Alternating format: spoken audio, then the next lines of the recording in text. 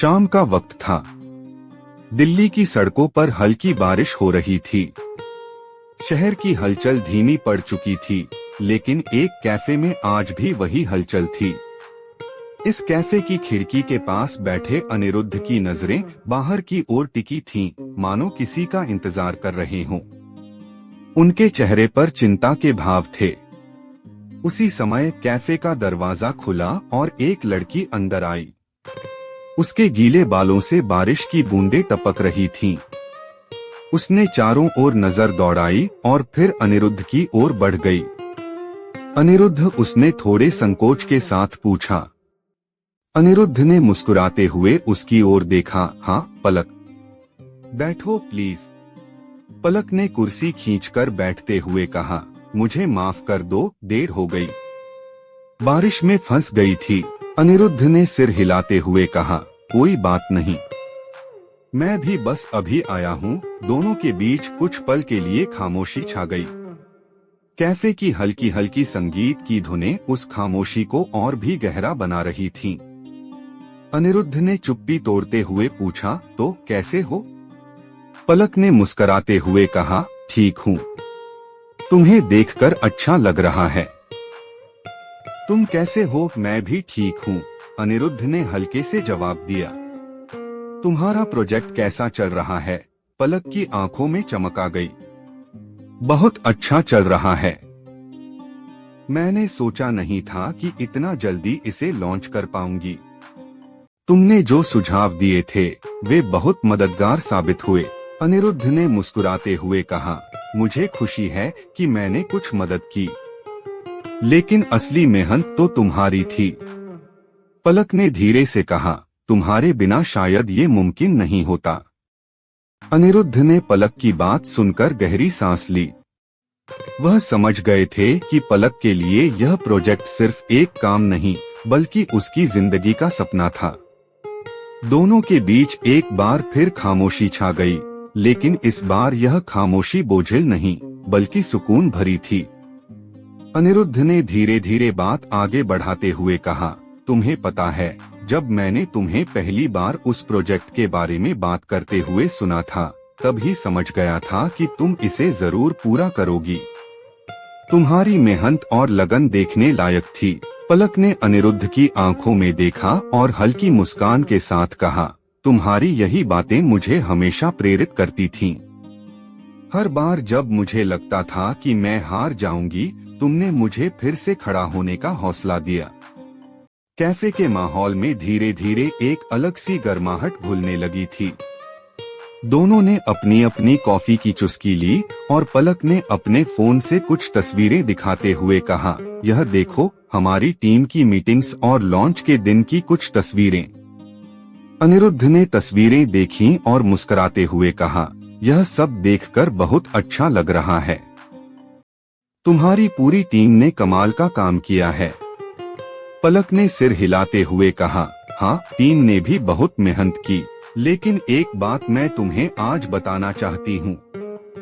अनिरुद्ध ने थोड़े चौंकते हुए कहा, क्या बात? पलक ने गहरी सांस लेते हुए कहा, तुम्हें याद है, जब मैं इस प्रोजेक्ट के लिए फंडिंग ढूंढ रही थी और मुझे हर जगह से नकारा जा रहा था, उस वक्त मैंने हार मान ली थी, लेकिन तुम्हारी एक बात ने मुझे संभाल लिया था।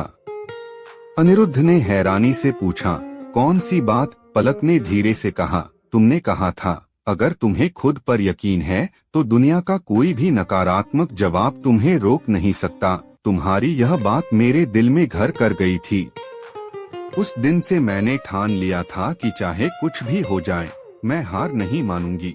अनिरुद्ध ने उसकी ओर देखा और हल्की मुस्कान के साथ कहा, मुझे खुशी है कि मेरी बात ने तुम्हें इतना प्रेरित किया, लेकिन असल में तुमने अपने विश्वास और मेहनत से यह मुकाम हासिल किया है। पलक की आंखों में आंसू थे, लेकिन वह मुस्कुरा रही थी। उसने अनिरुद्ध का हाथ थामते हुए कहा, तुम्हारे बिना यह सब मुमकिन नहीं था। तुम्हारी दोस्ती और सपोर्ट ने मुझे हर मुश्किल घड़ी में आगे बढ़ने की ताकत दी। अनिरुद्ध ने भी उसका हाथ थामते हुए कहा, मैं हमेशा तुम्हारे साथ हूँ पलक। और मैं जानता हूँ कि तुम्हारे सपनों की उड़ान अब बस शुरू हुई है। तुम्हें और भी ऊंचाइयों पर जाना है। दोनों के बीच की यह बातचीत एक नई शुरुआत की ओर इशारा कर रही थी। उनके दिलों में एक दूसरे के प्रति जो अपनापन और स्नेह था, वह धीरे धीरे और गहराता जा रहा था। कैफे के उस कोने में, जहां पहले खामोशी थी, अब दिलों का मेल हो रहा था। पलक ने अनिरुद्ध की बातों को दिल से महसूस किया। वह जानती थी कि अनिरुद्ध की उपस्थिति उसकी जिंदगी में कितनी महत्वपूर्ण थी। दोनों के बीच गहरी खामोशी थी, लेकिन यह खामोशी उनके दिलों में उठते भावों को बखूबी बयान कर रही थी। पलक ने धीरे धीरे अपना कप उठाते हुए कहा, अनिरुद्ध, मैंने कभी नहीं सोचा था कि एक दिन हम यहाँ बैठकर इस तरह बातें करेंगे। अनिरुद्ध ने उसकी ओर देखते हुए जवाब दिया, शायद कुछ बातें वक्त के साथ ही होती हैं। हम जितना भी प्लान करें, जिंदगी अपने तरीके से चलती है। पलक ने मुस्कुराते हुए कहा, तुम्हारी यही बातें मुझे हमेशा सुकून देती हैं। जिंदगी को लेकर तुम्हारा नजरिया कितना अलग है। अनिरुद्ध ने हल्के से हंसते हुए कहा, शायद इसलिए कि मैंने जिंदगी से बहुत कुछ सीखा है। हर मुश्किल ने मुझे कुछ नया सिखाया है। पलक ने गहरी सांस लेते हुए कहा, मुझे भी बहुत कुछ सीखना है अनिरुद्ध, लेकिन एक बात मैं आज तुम्हें बताना चाहती हूँ।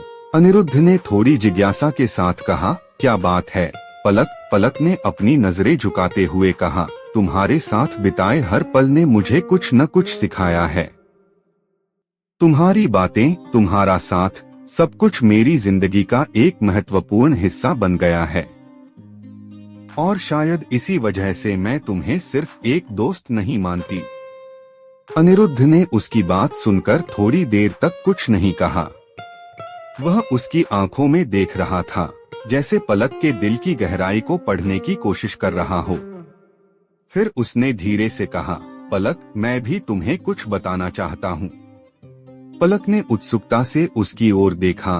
क्या? अनिरुद्ध ने गहरी सांस लेते हुए कहा, जब मैंने तुम्हें पहली बार देखा था, तभी मुझे लगा था कि तुम बहुत खास हो।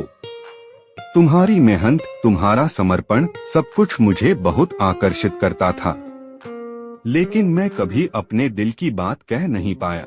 पलक ने हैरानी से कहा, तो फिर आज क्यों कह रहे हो? अनिरुद्ध ने मुस्कुराते हुए कहा, क्योंकि अब मुझे यकीन हो गया है कि तुम भी मेरे लिए वही महसूस करती हो जो मैं तुम्हारे लिए करता हूँ। पलक की आंखों में आंसू आ गए। उसने अनिरुद्ध का हाथ थामते हुए कहा, तुम्हारी यह बात सुनकर मेरा दिल खुश हो गया है। मुझे भी हमेशा से यही महसूस होता था, लेकिन मैं कभी कह नहीं पाई। दोनों की आंखों में खुशी के आंसू थे। उन्होंने महसूस किया कि उनके दिलों में जो भावना थी, वह अब शब्दों में ढल चुकी थी। उस कैफे में बैठकर हल्की बारिश की बूंदों के बीच उन्होंने अपने दिल की बात कह दी थी। अनिरुद्ध ने पलक की ओर देखते हुए कहा, अब से हम हर खुशी और हर मुश्किल का सामना साथ करेंगे। मैं हमेशा तुम्हारे साथ रहूंगा। पलक ने मुस्कुराते हुए कहा, और मैं भी हमेशा तुम्हारे साथ रहूंगी अनिरुद्ध। दोनों ने एक दूसरे की ओर मुस्कुराते हुए देखा। उस शाम दिल्ली की बारिश में दिल से दिल तक की यह कहानी एक नए सफर की शुरुआत बन चुकी थी।